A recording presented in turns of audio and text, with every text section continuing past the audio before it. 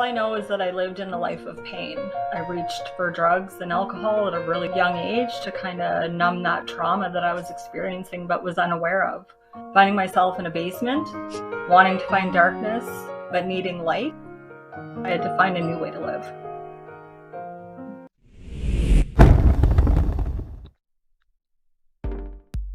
Okay, that was tonight's guest, Daina Kary. I'm Donna, and this is Phoenix Fire coming at you from Saskatoon, Saskatchewan, Treaty Number 6 territory, and the traditional land of the Métis people. I'm sorry, I'm laughing because my cat's tail is in my face. Let's bring in Daina. Hey, Daina. Hey, Donna. How are you doing? You all ready for tonight? Yeah, I was, a little bit of the comedy show kind of helped relax me for tonight's show. That's good. Whatever we can do to help, Yeah, yeah. So is there anything you'd like to say before we get started? No, I just want to thank you guys for inviting me on the show again. Anytime I get a chance to share my story, it helps me, it helps others. So yeah, just thanks for that, and thanks to everybody that came and watched tonight. Awesome. Well, thanks for being willing to come on again, Daina. I know you're a busy lady, which we'll get to in a little bit.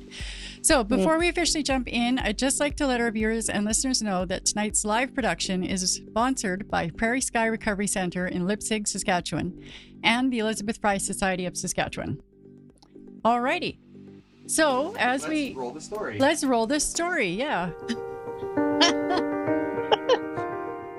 Fuck.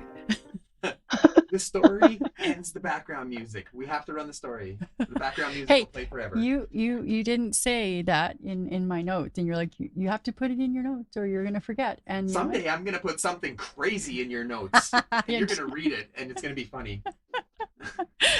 Anyways, so I know you've shared your story in the past, and and we talked a bit about it. You have impactful parts of your story that you'd like to share tonight. So I'm going to open the microphone to you and you can take over here, please.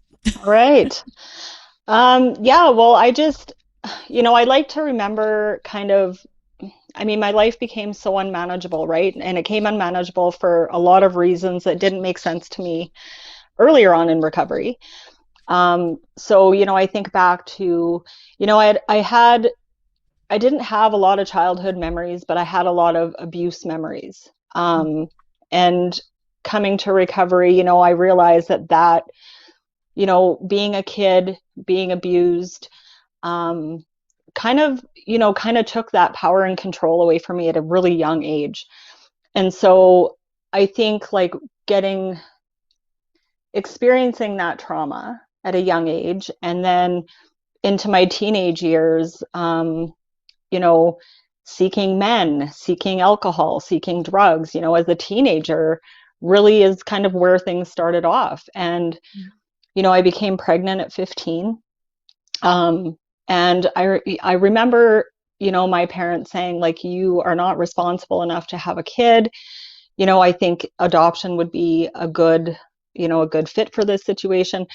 And I just remember solely in that moment thinking, no, this is mine. This is what I am going to have control over, because I really felt like I had no control over my life up until that point.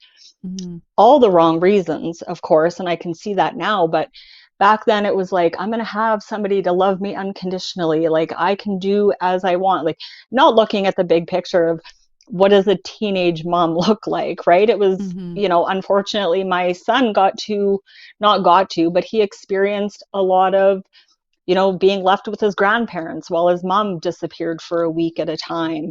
And, I continued that and became pregnant again at 17. So I was a mother of 2 children, drinking, partying. I was a teenager. I was a kid. That was what I was supposed to be doing, but I made the choice to be a parent and I wasn't. And then, my daughter's father passed away when she was 4 months old, and that kind of took me off even more pain, right? Something was taken from me.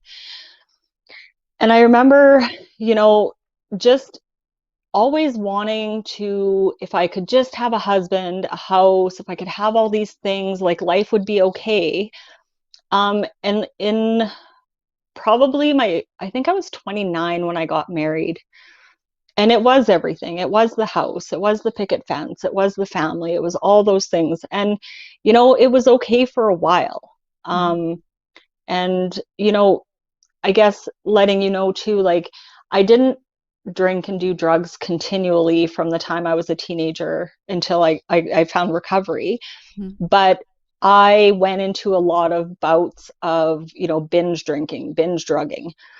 And so when I got married, things were good for a while, right? But then it wasn't enough. It was never enough for me.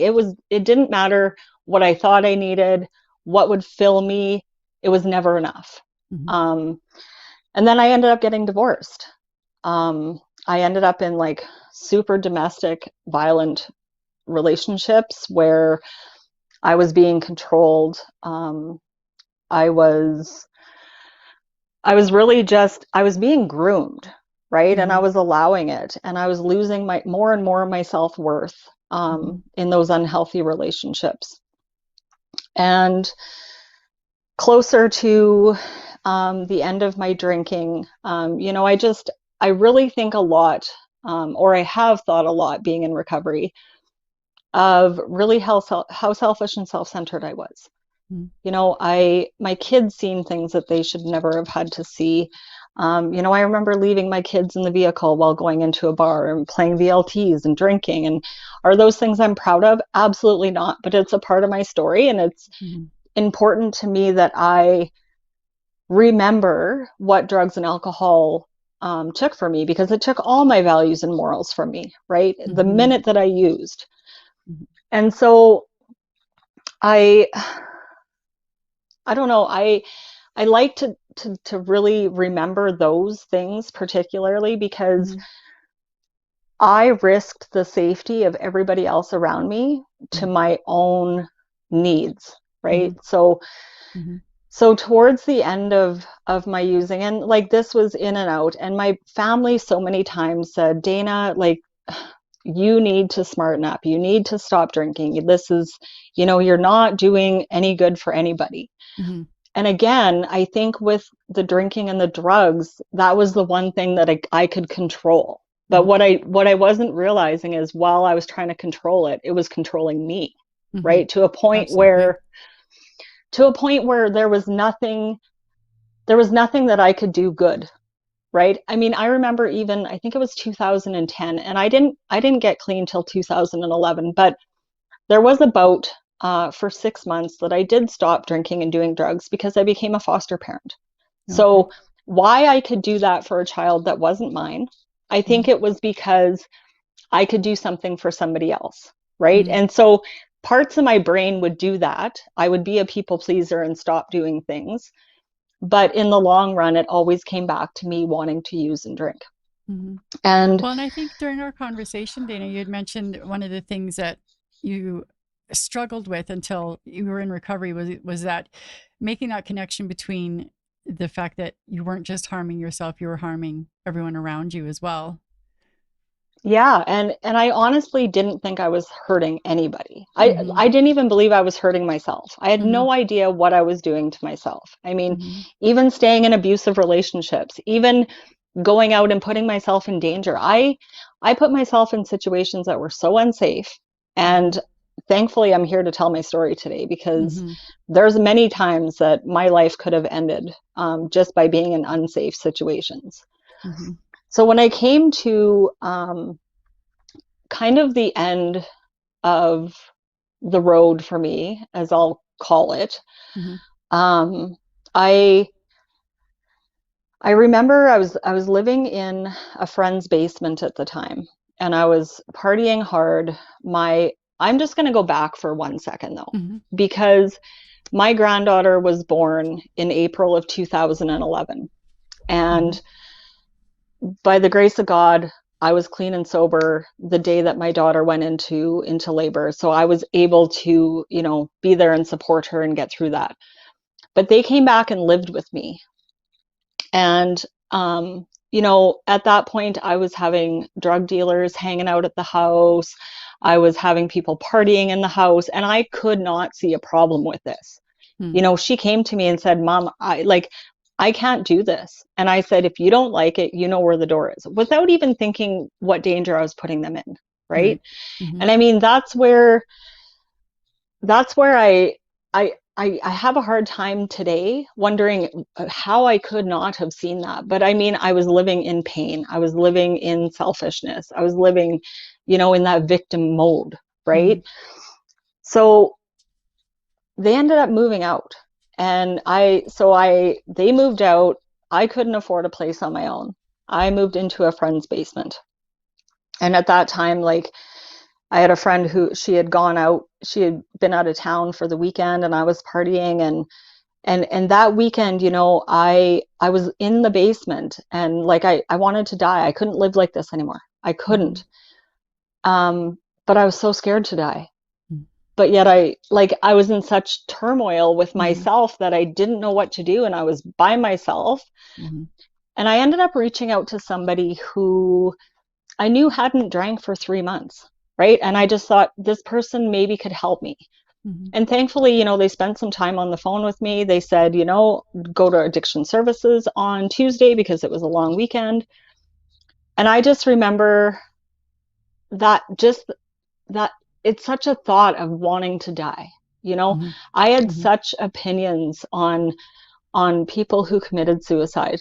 And I know how bad I felt. And I couldn't imagine what some people go through to actually follow through, because that was a lot of pain, you know? And that Tuesday, I ended up going to addiction services. And the gentleman that I seen there was also said that he was in a program. So I felt that he understood where I was coming from and kind of how I was feeling. Yes, so important.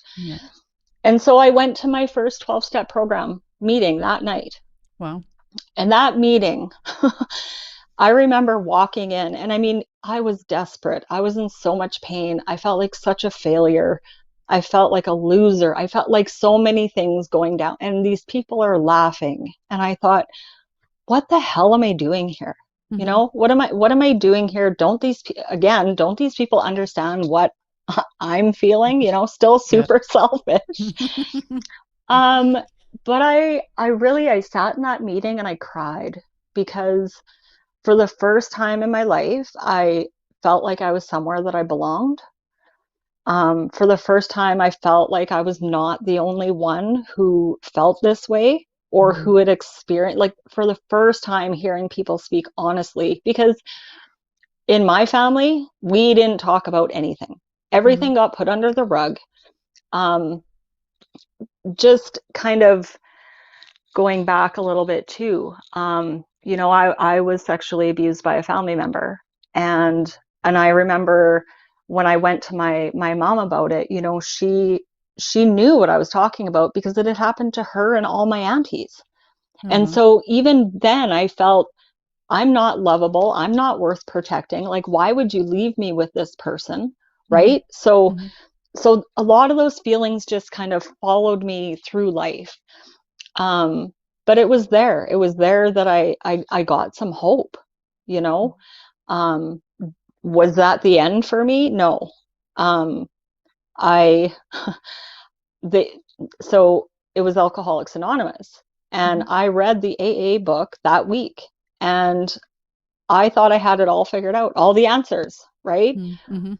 But then I had a friend that was coming in from out of town, and I decided to meet them at a bar. And this is how powerful and insane this disease is, where I was fine all night, but as soon as I heard that last call, I thought, oh my God, my time is running out. And that's all I could hear in my head is last call, last call, last call. Needless to say, I woke up the next morning after too many drugs, too much alcohol, and that damn book was sitting on my end table. And I have never felt so much guilt in my life. And I, by the grace of God, have never, ever drank or used drugs again since that day. And that was July 29th, 2011. And I've learned a lot through the 12-step program. And I mean, it's not the end all be all for everybody. And I understand that. Mm-hmm. But, you know, that's where I built my foundation. And that was where I learned to start being honest. I lied when I didn't even have to lie. You know, Mm-hmm. I hurt people without even understanding that I was hurting them because I was, again, self-centered and selfish, right? So Mm-hmm. by allowing these people to teach me, and my willingness, I was able to start a road of recovery. And I mean, it's been just over 11 years now. And, you know, I feel like I haven't only learned, but I've been able to teach my family, because this is a family disease, and the dysfunction and the family dynamics, and all of those things are so powerful, and they are ingrained in us to the bitter end. Mm-hmm. And what's natural to me is sometimes not acceptable. And knowing that difference has been huge, Mm-hmm. right? So, you know, getting into recovery, I had no family members that wanted anything to do with me. And so through recovery, I've been able to mend the relationships with my family. I've been able to set boundaries. I've been able to, you know, understand the traumas that I went through and that, yes, I was a victim. Mm-hmm. But at some point, if I wanted to find a new way to live, I had to find a new way of looking at it and find an acceptance. And, you know, I always say to Donna, like, the worst things that happened to me that may have been the reasons that I found survival skills, and lived that way through life are my strongest points to be able to connect with people today. Mm-hmm. So I have found ways to be grateful for those things. Even though they caused a lot of pain in my life, I've just been able to really embrace that stuff. So, well, I remember when I first started to, you know, coming to the rooms, which I didn't last, but I know, you know, we were connected because the person felt that you would really understand what had happened to me. And, you know, and you did. And like, it was like the first time I talked to somebody who was not still in the life that got it, you know, without a doubt, without any judgment, without any assumptions, nothing. And it was beautiful, you know, like it was so nice to be able to, and you're such a strong person and such a beautiful role model, Daina. Like it's been an honor knowing you, and I'm so glad that we did connect, you know, and now you're doing amazing things with all that as well. So you continue to be that beacon of light and person that, well, you know, thank people you. can connect to, and that's so important. Yeah, and you know, every day is not great. Like, I still struggle. I still struggle with self-worth. I still struggle with not good enough, you know, and a lot of times because I'm an addict, I might not pick up drugs or alcohol, but there's shopping, there's sex, there's like all of the things, right? But it's where I am willing to be aware. That is where everything lies. My willingness to look at things for what they are and not start getting into justification mode, right? Because I can justify the shit out of anything, depending on which way I want to go. But I know that those things will take me down. Like I feel like I've worked really hard to get where I am. And I've had to fight like hell with my family to just be that loving mother, be that mom that their kids want to go to, right? And that is one thing I would never want to lose. You know, today I'm a grandma. My grandkids will never know their grandma to, you know, drink or drug or not be there when I say I'm going to. Like, I'm reliable. I'm all of these things that I never thought I could be. And so I have to remember that though that there is what I can lose. That is and it can happen so quickly, so quickly. And so, yeah, like yes, Dan. Ask a question.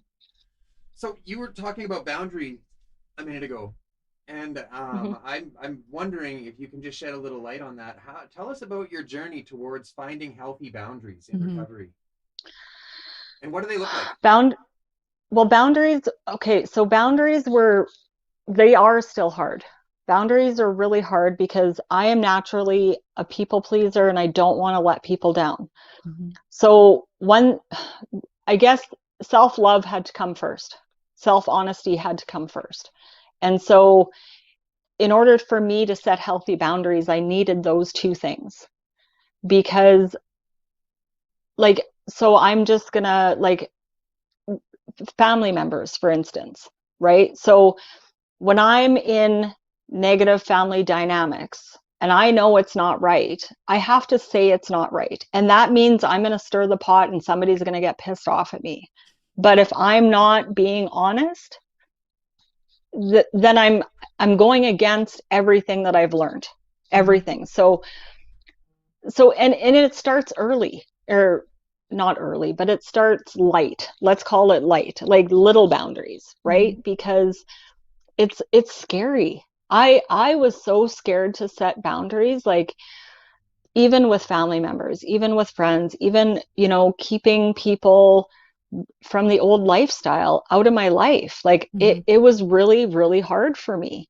Mm-hmm. But it was, I can't risk losing myself again, right? The Mm-hmm. only person that I can trust fully to take care of me is me. So it doesn't matter if I'm impressing somebody and doing the wrong thing, or if I'm going against everything I think to impress. I can't do those things because I will lose myself. Mm-hmm. And so that's something, if it doesn't feel right to me, it's not right. And I have to trust that. Mm-hmm. I know that's one thing you pounded into me was like, you got to trust your gut. You got to trust your gut. Like so many no matter times, what it Donna, is, and one your most like famous saying that's always in my head: just because somebody wants to jump off a bridge doesn't mean you have to jump with them. I don't know how many times you said that to me. Like, oh my god, yes, so many times, and it's hard, and it it's is hard not to, right? Like, yeah. I mean, even like it all depends on how we're feeling about ourselves too, right? Mm-hmm. Because our boundaries, we will push them, we will put them Bend them, aside, we and will. yeah. Right. But in the end, we're the ones left feel like so many times in my life, I have known things to not be right.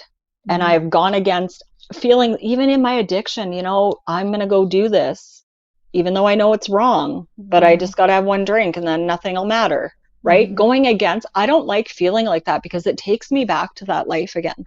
Mm-hmm. Like it'll put me right back there. Mm-hmm. Yeah. And just practicing, right? And you have to, like, I like to say too, like, it's none of my effing business what people think of me. Mm-hmm. And that's not with ego. It's with knowing that if I'm constantly worrying, like, I have good faith in how I treat people and what I say and what I do. And if I hurt somebody, then I need to acknowledge that. Mm-hmm. But it doesn't mean that I have to go against the grain and feel that crappy feeling all the time. Mm-hmm. Yep. So it's important. We've got a question coming in from Siwali, and he or she says, I know that lying is part of the illness. Does that go away when you become sober, or is that something else you have to work on too? What line? Maybe it's none of my business what other people think. Do you think that one, or what? Read the question again. I know that lying is part of the illness. Lying. Oh, lying. Yes. Oh, okay. Sorry. I didn't articulate well. Slurring my words here. I'm sorry. Damn it, Daina. I'm on it now. Can you read that again? I certainly can.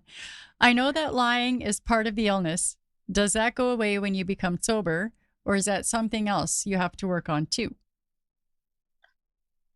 For me, it took work because I lied about everything, right? Like I lied about things that I didn't even have to lie about. Mm-hmm. But I think that was because I was always working against everybody, right? Mm-hmm. I was trying to control everything. So when I stopped trying to control everything, when I realized that I have to keep doing the next right thing to become an honest person, that's what I did. I mean, today, I don't have to lie. I don't do things where I have to lie. So I always just tell myself, do the next right thing and you won't have to lie. But saying that, you still have to be willing to have hard conversations, right? So if I don't want to lie, I have to embrace having hard conversations that don't always have to be, you know, you can have hard conversations without having serious conflict. Mm-hmm. So I think, you know, lying, it takes a while to learn that you don't have to lie. And I think that's safety within yourself. I think Mm-hmm. that's a big thing. Now, when you said having like I think it was major conflict was like the term that you used in talking about like having a difficult conversation. There are some people in my orbit, not present company or anything, but you know, having those open and honest conversations has a high potential for a flare up. So I do find myself kind of like, yeah, I don't know if I want to go there or push that envelope, because I know it's just going to end up being ugly. So, you know, and I highly doubt I'm the only person that experiences that within their family unit. Like, can you offer any sort of advice on like on that sort of aspect of things? Well, especially if it has to do with boundaries, right? Because I find that that's when I got clean and sober, I changed the entire dynamic of my whole world with everybody that I interacted with. So, yes, I will have the hard conversations, even though I know, or I will come at it in a maybe not the whole situation specifically. Maybe I will just start with small things, right? Mm-hmm. Because you can't control how somebody else is going to take things, mm-hmm. right? And I know when I had a defensive attitude where I thought everybody was against me, nobody could tell me anything, and it was always a fight. I didn't have responses. I had reactions, and I had defensiveness, right? Mm-hmm. But now I can take constructive criticism, and even if it's not constructive, like, I have to understand other people's capabilities when it's about having conversations, mm-hmm. right? So if I know that somebody has a lot of unresolved trauma or come from a family where it's all constantly conflict, that's their natural response, right? Mm-hmm. So even going in to have a conversation with somebody else, I look to see where they're coming from too, and not take it personal. Mm-hmm. You can't take things personal all the time. Mm-hmm. I don't know if I answered your question. Yes, you did. You did very well. We have Sharon Akus chiming in here. She said, people can't handle the truth. I've been dragged into the office for being me. It is what it is, and I do not need to lie. Been there, done that. Thank you, Sharon. You're an awesome person. Thank you very much for your comment. So that is why Sharon is my sponsor. Yeah. Because she keeps it real. She sure does. And you know, a lot of times, like with my sponsees too, like I have to sometimes soften it up a little bit, because I think that that's the only way. Like, if we have to start facing the truth. We have to start having the hard conversations. We have to know that it's okay to have discussion and not everything is a fight, right? So I think that's really important. Yeah. Yeah. But again, it has to do with the work we've done on ourselves. Mm-hmm. I agree. Or the other person who you're like, there's one person I have in mind in particular that has unresolved trauma. You know, it's difficult to have a conversation where there's boundary involvement, or you know, it's very challenging. So I find I'm often, you know, taking the soft road or just kind of avoiding certain things. You know, so anyways, it's not me. It's not Dan. I mean, I do have unresolved trauma. Dan remembers me saying it how it was all the time, and he didn't like me for a while. I wanted to throw a taco. We were at a taco night, NA taco night, and I remember I wanted to throw a taco at you. Yeah, I'm like, you're lucky I ate my taco already. But was I right, Dan? Well, I don't know if I would have wanted to throw it at you if you weren't. I mean, maybe I would. Yeah. You know, I will say that one of the first things he said to me about you is that, you know, Daina is deadly and she will call you on your shit. So don't fucking bullshit her. So, and that but I also, go ahead. I also appreciate when people do that for me. Mm-hmm. Right? I don't like it in the moment, but the people that have done that for me have allowed me to grow. Mm-hmm. And so I appreciate it. Mm-hmm. Well, and the beauty of that too, like I used to be easily offended and all that kind of stuff, and like constructive criticism, what's that? It's a personal attack, you know? And I think that was kind of my victim mode or whatever. But I came to kind of realize that the people who are willing to kind of step out of that comfort zone and say certain things to me, you know, it was more coming from a place of like concern or care and wanting to help me grow, just as you put it. And I stopped taking it as a personal attack and started to see it as I forgot what I was going to say, to be honest. But you know, I valued that. Like, you know, it's that whole thing, like, you know, if you're looking in the mirror or you're out shopping with a friend, like, does this look dumb on me? And they're like, oh no, you know, or you have that girlfriend that's like, you look like an idiot. Like, I would much rather have a friend that tells me straight than like, you know, sugarcoats it or strokes my ego or whatever. It's and like I worked in a treatment center for a while and I was not liked there until the end of the 5 weeks. Like when people first came there, they did not like me. And I told them, like, I'm not here to make friends. Like, I'm here to watch you find recovery. And like, that's what we need to find recovery, right? Mm-hmm. If we stay within ourselves with our own perspectives and can't think outside of our thinking, we're not going to go anywhere. Mm-hmm. So we have to be open to that. Yes, absolutely. Now, getting back to, like, you alluded to the fact that you've worked really hard to be where you are today. So fill everybody in on the journey that you've had in the past few years. It's a remarkable. Well, so back in 2019, I went back to university. Well, I shouldn't say back to university. I had never even graduated grade 12 and didn't even think that I could succeed at university, or that I was even worthy enough to go to university, right? Because I just didn't. So I decided to put myself through school, and I completed my Indigenous Social Work degree back in April of this year.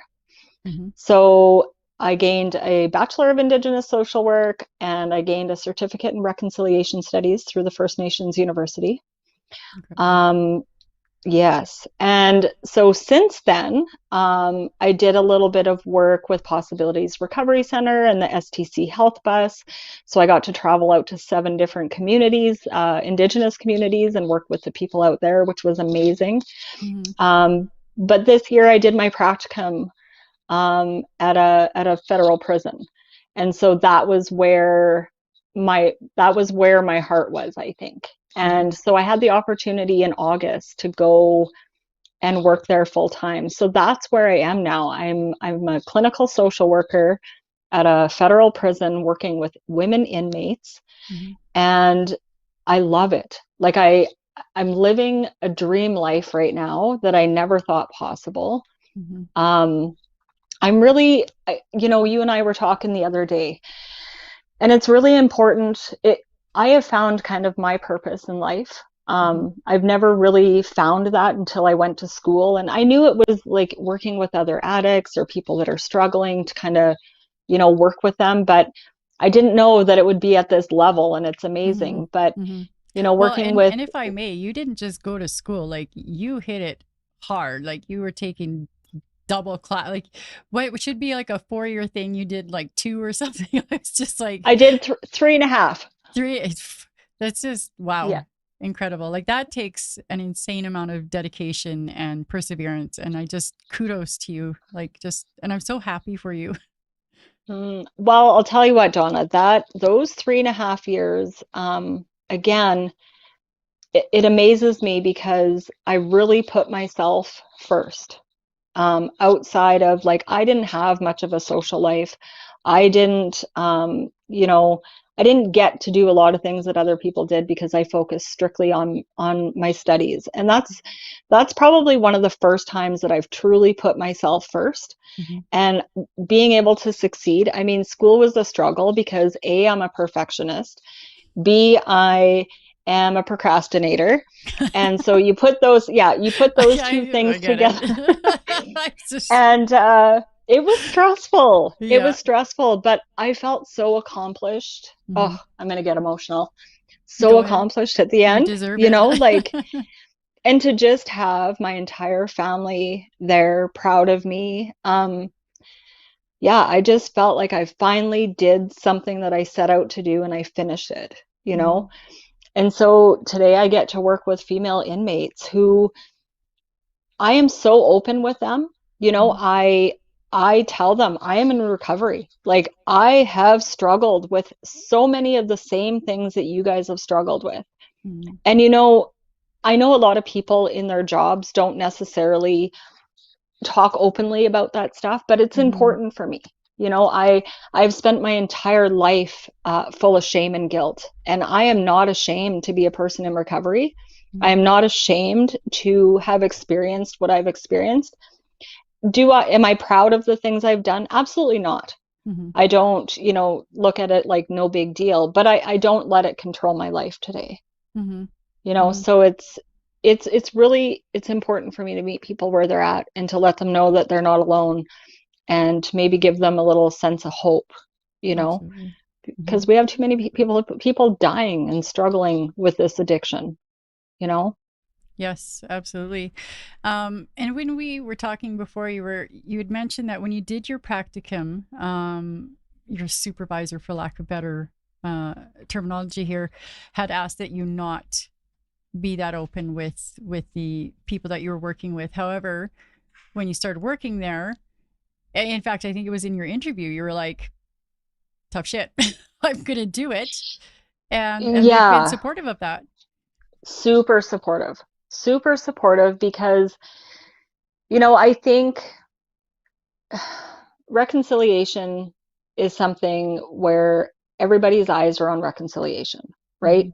And so I feel like working in a government organization right now, you know, things need to change. How things are operating is not working. And so I'm super grateful that the people that I work with are very open to my ideas. They're open to changes. You know, it's not like I'm going to give information that's going to put me in self-harm, like in harm's way, right? Like I'm always reading the room. I know what the situation is. I'm going to talk openly though when I can connect with somebody with something similar that they may have experienced, or even to know that they can even ask me. Maybe they're not comfortable in the moment, but you know, to know that I'm just somebody there who is trying to make a difference, and I've done it in my own life. And you know, they sit there and they say, wow, if like that's where you were and look where you are. Because I'm like, I have never been always put together like this. Right? Like things were not always this looking like this. Talking about the other day, we're like, you know, if that old self had seen our current self, and that person was trying to have a conversation with me about, you know, if recovery or substance abuse or anything, I'd have been like, you know, where'd you read that? You know, so they're automatically, that guard is up, and it's like, what the hell do you know? You don't know shit. But you know, when you can talk to them and say like, no, I'm not, this isn't just what I read in a textbook. This is actual lived experience. For me, it was completely disarming. You know, then I felt that like, I can't even explain exactly what it is, but it was like this feeling of safety. Like I'm not going to be judged. You know, it's not something you just read in a textbook. It's not psycho babble mumbo jumbo. This is, you know, and I think I even said that to somebody one time. They were trying to talk me something. And I'm like, get your psycho babble mumbo jumbo out of my face. Like, come talk to me when you've done some shit. Well, you know, sometimes I think, Donna, like we should get degrees for our lived experience, right? Hey, like lived experience is an education second to none. Absolutely. It is. It is. Yeah. But yeah, So, and I have to remember too, like I was telling Dan earlier, like I'm a social worker, instant enemy, yes. instant, right? Yep. I have that title of enemy. Mm-hmm. And then I work for a government organization, double enemy, right? Mm-hmm. So Mm-hmm. I need to go and meet those people where they're at, let them get to know me. Why Mm-hmm. would I expect somebody to openly talk to me Mm-hmm. without getting to know me? Mm-hmm. Right? And it's a reciprocated thing that we do when we build relationships. Mm-hmm. Well, and when we were talking before, we were talking about how like synonymous it is to sort of like a street cred. You know, like Yeah. it seems like a lot of people in certain positions walk into a room and just expect that because they have some title, whether it be social worker or whatever, you should just automatically respect and obey and whatever, without gaining that trust from you, that respect, that there's street cred, really, you know. And that's like so important when you're dealing with a certain demographic, that they don't automatically perceive you as the enemy, you know. And like, Yeah. has your employer found a different environment since you've started there? Like, are they finding that the inmates are more open and willing to participate? Definitely they have noticed a difference in the relationship, Wow. for sure. And I think that's it's not, so you know, my thing is I need to go build a relationship. I need to get to know them to get to know me, but I also need them to like buy into the idea of becoming a part of their own recovery, right? Mm-hmm. I can't be somebody that just goes in and says, you need to do this, this, and this. Mm-hmm. I don't like being told what to do. Yeah. I still to this day don't like being told what to I do. hated that. But so why not build this relationship Yeah. and say, hey, let's try and hit these goals together, Mm-hmm. right? Mm-hmm. Yeah. Rather than bonking heads and fighting the whole way through, let's get people on board of their own recovery. Yes, absolutely. Let them know somebody cares. That's a common sort of concept, I think, that's kind of floating around these days, is instead of, because you can sit down and you can make a beautiful plan for somebody else, but is it actually feasible for that individual to follow through when they've had absolutely no input on it, you know? Right. So I'm curious, like at what stage do you get to start building the relationship with people? Like, is it pretty quick from when they enter the system, or Yeah. is it after? Because I know, generally speaking, if you're on remand or something like that, you can't access services, at least in the men's. I don't know about the women's. Fortunately, was never there.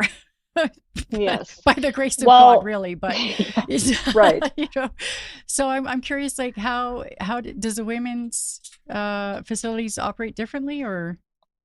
Well, because we're a specific facility, the minute that any of the patients come in, and I refer to them as patients. I don't refer to them as inmates, because I'm working with them in a clinical relationship, right? Okay. And as soon as they get in, you know, the next day I'm going to sit down and introduce myself and just kind of set some goals on things that they'd like to work towards while they're there. And then just interact with them, you know. It doesn't always have to be, I'm going to talk to you because I need something from you or I need information. Like, I'll go walk around and just, you know, see how everybody's night was. I'm talking to you because my job depends on it.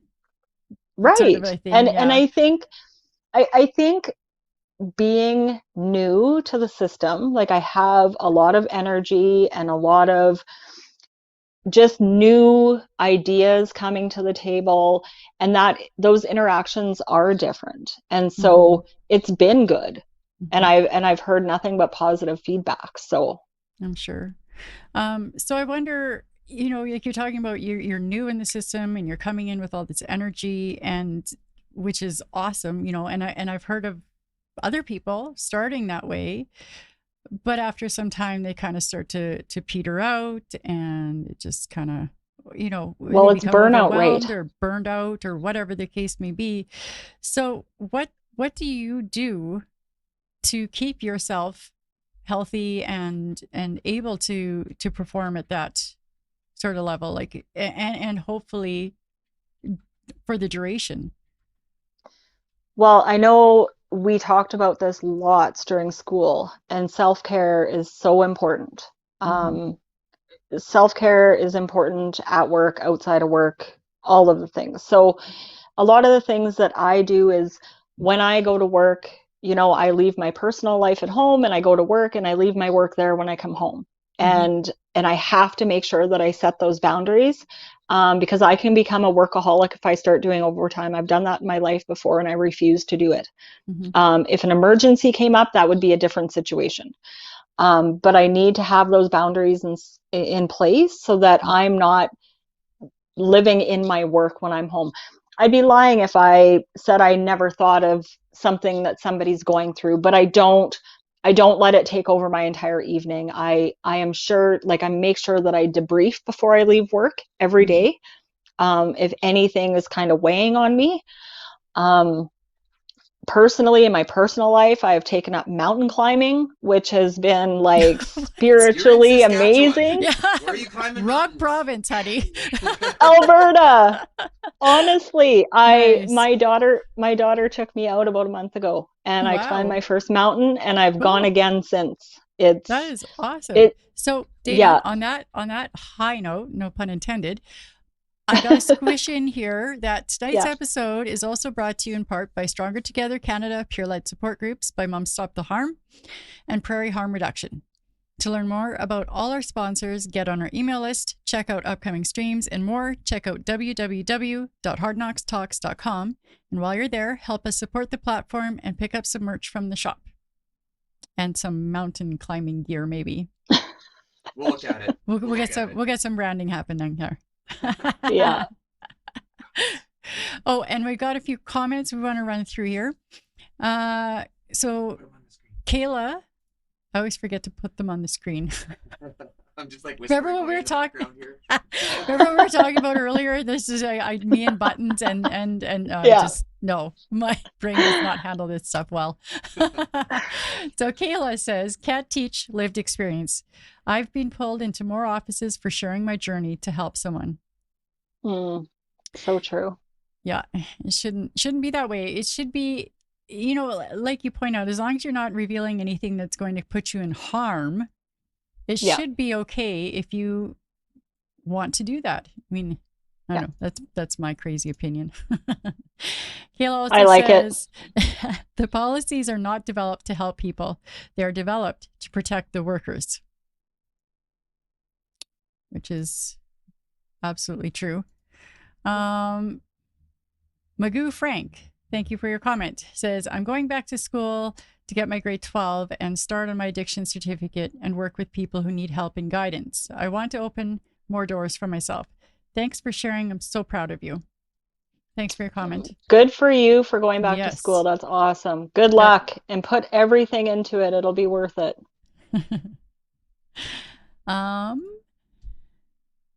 Siwali or Shauna, I believe, that's where I want to do one of my practicals, Daina, at a correctional or prison.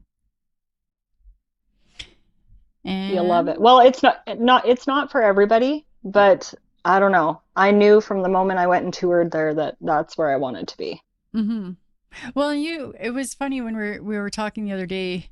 You said it, and I can't remember the word that you used, but it was you were reminiscing in a sense about how different it is now. Like, you used to go to visit people and now you're there to help people. Like that's what you call a 180, right? Like, yeah, I was literally walking through one of the ranges one day and I just stopped and I was like, how in the hell did I get here? But like, such a better side to be on, right? Yeah. Like, yeah, definitely. So I don't know what kind of like a contract or position you have currently, like, is there opportunity for advancement, like, or is there going to be opportunities for you to start sort of developing maybe more sort of policies, for lack of a better word, in the facility? Well, I've already started developing my own programs. Cool. Um, yes, and they have been very open. I'm actually starting one next week with some women, Oh, so I'm yay. excited to do that. Yeah, as a practicum student, that was one of the assignments they gave me is develop a program. And I took a lot of what I learned at the First Nations University and in working with people and what they need. And because, the majority of the people in our prison systems are Indigenous in Saskatchewan. Mhm. And so coming from that perspective, I've developed programs that are, holistic Mhm. and, something meaningful for them, right? Not Mhm. just, and let's be honest, who wants to sit in a room like a classroom at all times and be teaching? I have developed groups where we partake in a circle, right? We're there just meeting people and talking about things. This is not I'm going to stand up here and teach you what you need to do. Mhm. This is everybody coming together and collaboratively coming up with ideas to, help each other out. Mhm. So really And I think building that's that important. community then. Yeah. That's awesome. A couple more comments here. Kayla again from Possibilities, and I just forgot to put it up on the screen again. Kayla says, "So freaking proud of you. Makes me emotional thinking about your journey through school." Thanks, Thanks, Kayla. Kayla. And Linda Spencer, thanks for your comment, Linda, says, "One drink starts me off again. Why do I keep breaking, even though I know what will happen?" Oh, That's a that's a heavy question. that's a tough And, one. I remember before, always trying to control it and being like, I know I'm done, knowing and really wanting to be done. But I honestly thought in my mind that I really could control my drinking or my using, and it was never the case, right? Mm-hmm. It's really understanding that truth of we are powerless, Mm-hmm. completely powerless. And so for people like us, we can never become normal drinkers, if you want to call it that. But I mean, it's like I joked with my sister one time. I said, the same as you don't understand how I can't keep booze in my cupboard, I don't understand how you keep a bottle for a year. Like, how do you do that? Right? Yeah. Like, I can never become a normal drinker. Mm-hmm. I don't even want to try. I wouldn't risk it. One sip and I'm done. That is my only choice that I have is whether I take a sip. Mm-hmm. And so I choose to always be on top of that and to not Mm-hmm. ever take that first sip. Mm-hmm. That's beautifully put, and I think that very eloquently answers the question. And our friend Barb Bornsler, thanks, Barb, says, "Thank you for sharing your story and your wisdom with us." Thank you.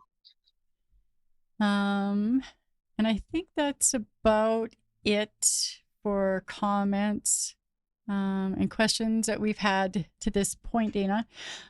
Is there anything that you would like to leave us with this evening? Um, you know, First of all, I'm super proud of you guys for just getting loud and doing what you're doing. Yeah, super proud of both of you. Thank you. And another thing is too, like this disease is a struggle. I mean, it's not only, drugs and alcohol, it's a me problem and it's Mm-hmm. the emotional part, it's understanding. Once I really got to understand why I did the things I did, um, and why I made the decisions I did, it was much easier for me to change that. But until I became open to understand why I was, maybe being a person that I didn't like or that other people didn't like or somebody I couldn't live with, I had to understand why I did those things. And so through that understanding, then I was able to change and realize that I don't need to be in survival mode in my life anymore.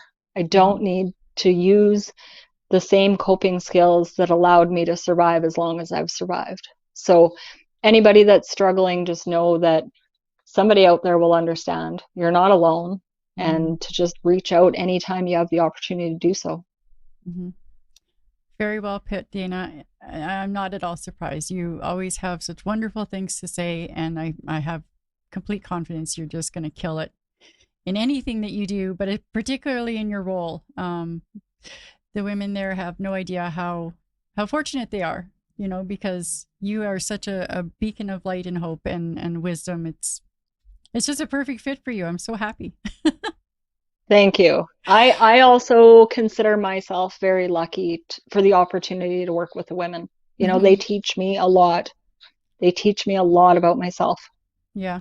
And that's one thing I tell them. You think you have nothing to teach me, but so I always point out to them when they teach me something. And I said, you taught me that. So when you think you have nothing to offer somebody else, you don't know that. Right? And I think that's important. Mm-hmm. And right there is a shining example of why you're just perfect for everything that you do. You know, it's not nobody else. Well, I shouldn't say nobody. Very few people would think to kind of turn it around like that. And that's like, you're just remarkable, Daina. Thank you. And thank you very much for coming this evening and sharing your wisdom and your wonderfulness. Thanks for asking me. Hey, and I want you to come back after you do the implementation of your program. And let's talk again and see how that went. Sure. Awesome. Okay. Well, we're going to let you go for the night. And that's it. Take care, everyone. Okay. Thank you. Okay. So that was an awkward ending. Anyway, so that's it. Give us a like. Tell everyone about us. We love you. Good night.